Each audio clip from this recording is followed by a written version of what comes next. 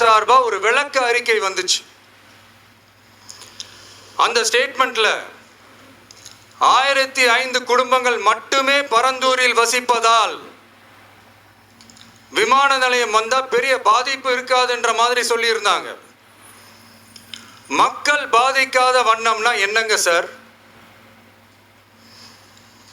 ஒன்று, அந்த இடத்துல ஏர்போர்ட் வருதுன்னு சொல்லணும், இல்லை அந்த இடத்துல ஏர்போர்ட் வராதுன்னு சொல்லணும்.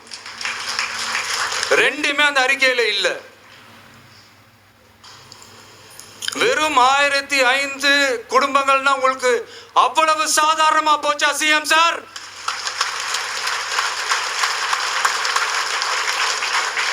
பதினைந்தாயிரம் மக்கள், அந்த மக்களும் நம்ம மக்கள் தானே. ஏன் அந்த அக்கறையோ அந்த மனிதாபிமானமோ உங்ககிட்ட இல்ல? எதிர்கட்சியா இருந்தா மட்டும்தான் மக்கள் மேல உங்களுக்கு அக்கறை இருக்குமா?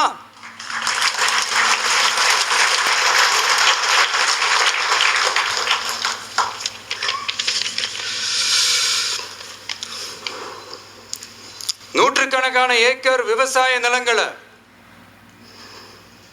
மிகப்பெரிய நீர்நிலைகளை, ஆயிரக்கணக்கான வீடுகளை, அவங்களோட வாழ்வாதாரத்தை அழிச்சிட்டு அந்த இடத்துல தான் ஏர்போர்ட் கட்டியே ஆகணும்னு என்ன சார் அவசியம் இருக்கு?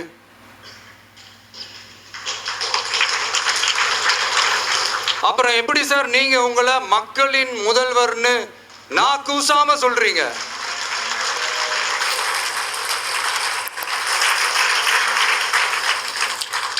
இதுல வேற உங்களுக்கும் இந்த பரந்தூர் ஏர்போர்ட் கட்டுற பிரச்சனைக்கும் சம்பந்தமே இல்லாத மாதிரி வேற காட்டிக்கிறீங்க.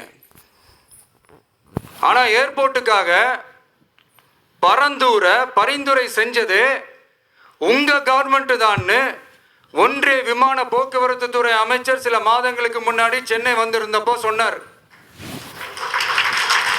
அதுக்கும் உங்ககிட்ட இருந்த எந்த பதிலும் இல்லை.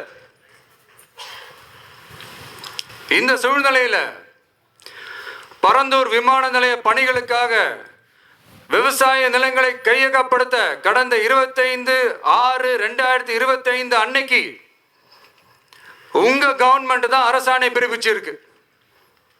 விமான நிலையம் அமைக்கிறதையே ஏற்க மாட்டோம்னு வருஷக்கணக்காக போராடுற மக்களோட நிலங்களையும் சேர்த்தே கையகப்படுத்த அந்த ஆணை பிறப்பிக்கப்பட்டிருக்கு. விவசாயிகளோட கண்ணீரை துடைக்க வேண்டிய தமிழ்நாடு அரசு அவங்களோட கண்ணில் குத்துறதாகவே இருக்கு இந்த ஜிஓ. இதெல்லாம் உங்களுக்கு தெரிஞ்சுதான் நடக்குதா, உங்க ஒப்புதலோடு தான் நடக்குதா தெரியல, பதிலும் தெரியல. பரந்தூர் மக்களை இது வரைக்கும் நீங்க ஏன் சந்திக்கலன்னு கேட்டா அதுக்கும் பதில் இல்லை.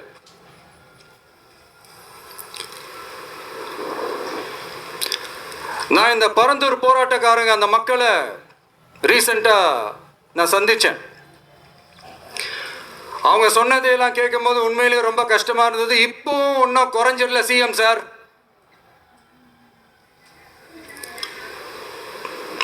சாதி மதம் கடந்து தங்களோட குடியிருப்புகளை, விவசாய பூமியை, வாழ்வாதாரத்தை, நீர்நிலைகளை காப்பாத்த ஒன்னா நின்று போராடிட்டு இருக்கிற பரந்தூர் பகுதி விவசாய பெருங்குடி மக்களை தயவு செஞ்சு நீங்க நேர்ல சந்திச்சு பேசுங்க.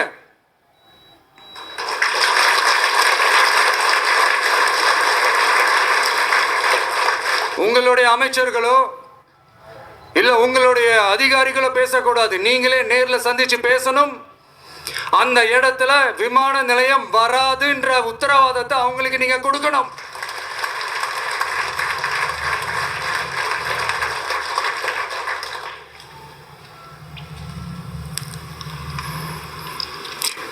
இதையெல்லாம் நீங்க செய்யாம எல்லாத்தையும் கடந்து போகணும்னு நீங்க நினைச்சீங்கன்னா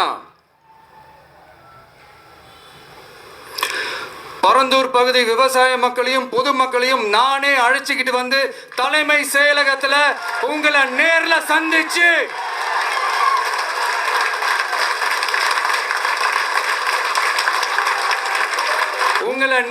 சந்திச்சு முறையிட நிலைமை உண்டாகும். அப்படி ஒரு சூழலை நீங்க உருவாக்க மாட்டீங்கன்னு நான் நம்புறேன். அதையும் மீறி அப்படி ஒரு சூழல் வந்துச்சுன்னா நான் ஃபேஸ் பண்ண தயாரா இருக்கேன்.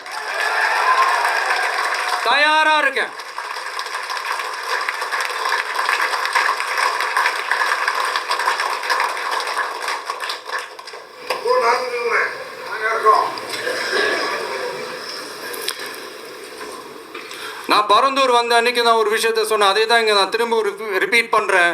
We are not against any developments. We are not against airports. அந்த லொகேஷன் தான் தப்புன்னு சொல்கிறோம்.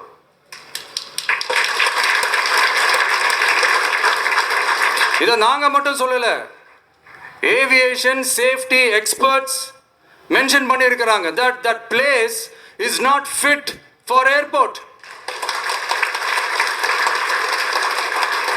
பைலட்ஸ் அங்கே ஏர்கிராஃப்டை லேண்ட் பண்ணுறதுக்கு they might face a lot of problemsன்றது கூட அதில் மென்ஷன் பண்ணியிருக்கிறாங்க. அது மட்டும் இல்லை, அந்த வாட்டர் பாடிஸை அழிச்சு அதுக்கு மேலே ஏர்போர்ட், அந்த பில்டிங்ஸ், அந்த ரன்வேஸ், இதெல்லாம் வந்ததுக்கு அப்புறம் ஒரு மழைக்காலமோ இல்லை ஒரு floods டைம்லையோ the whole Chennai city will be flooded. இதையும் அதில் மென்ஷன் பண்ணியிருக்கிறாங்க.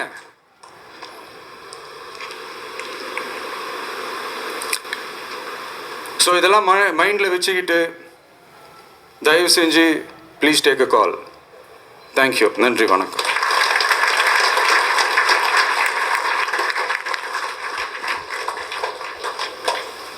அனைத்து தீர்மானங்களையும் ஏற்றுக்கொள்வோர் ஆம் என்க. ஒருமனதாக அனைத்து தீர்மானங்களும் நிறைவேற்றப்பட்டது. வெற்றி தளபதி, வெற்றி தலைவர். நன்றி. அனைவரும் அமரலாம். நேரலைக்கு நன்றி. மீண்டும் நேரலை நிறுத்தப்பட்டு சில ஆலோசனைகளுக்கான நேரம் இது.